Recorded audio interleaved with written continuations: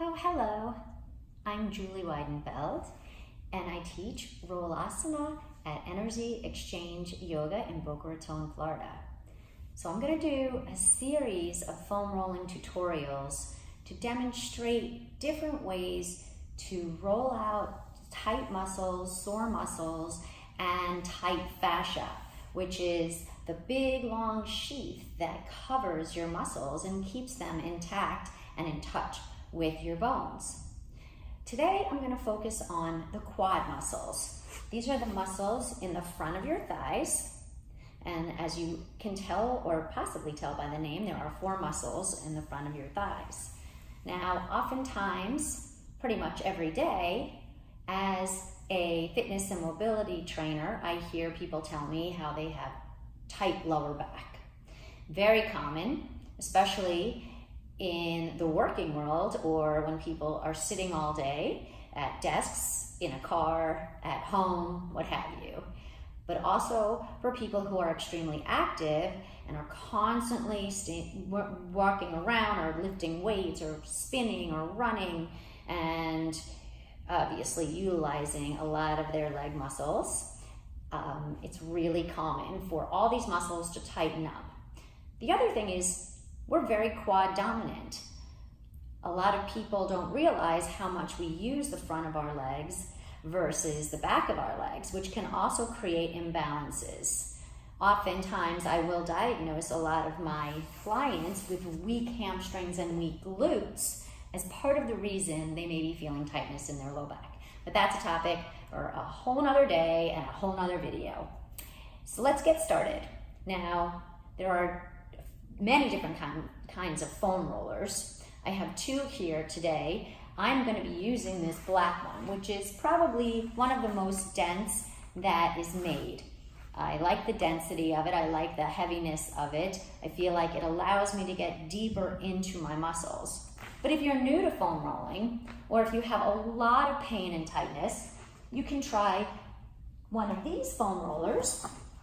They come in multi-blue or solid blue.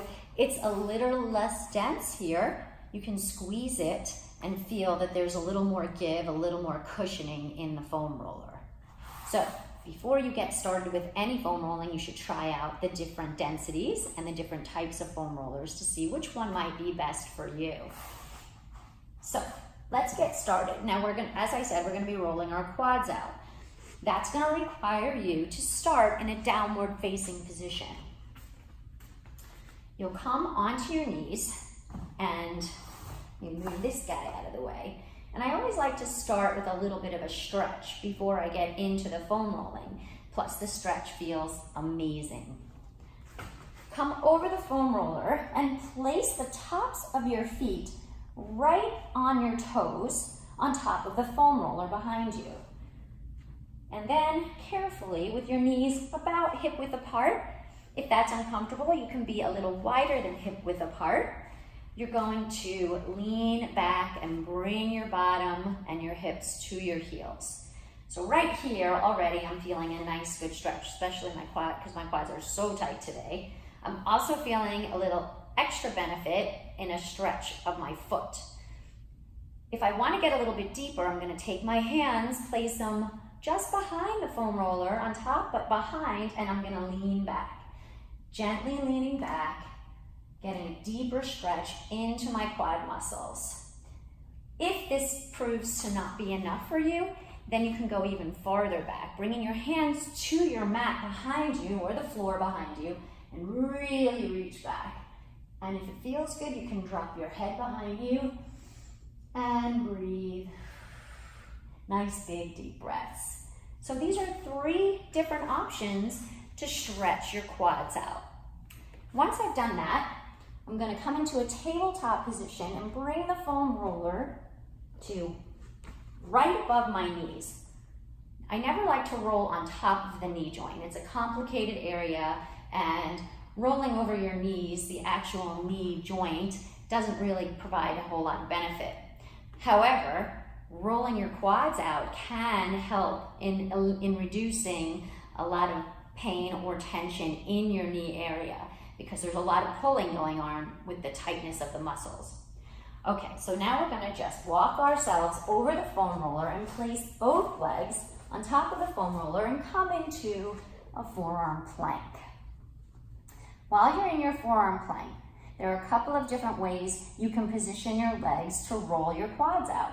You can do both legs at the same time, where you're gonna slowly push your hips back away from your hands and slowly pull them towards your elbows again. Just like this, rolling out both legs at the same time. Now this is a good way to start. And if this is enough for you, then you can stay right here. And when you hit any tight areas, you can just hang out here for a second. You can even do a little hip weight shift back and forth to the left and right to cover those knots in a little more detail. To get a little deeper into the quad muscle, you can do one quad at a time. So let's start just above the knee, and I'm gonna take my left leg, bring it over my right leg, and just roll my right leg out. So I'm gonna slowly push my hips away just below my hip crease, and then I'm gonna pull myself back up towards the front of the mat. And again, push away and breathe, and slowly pull myself back. So that's one way of getting a little bit deeper into your quad muscle.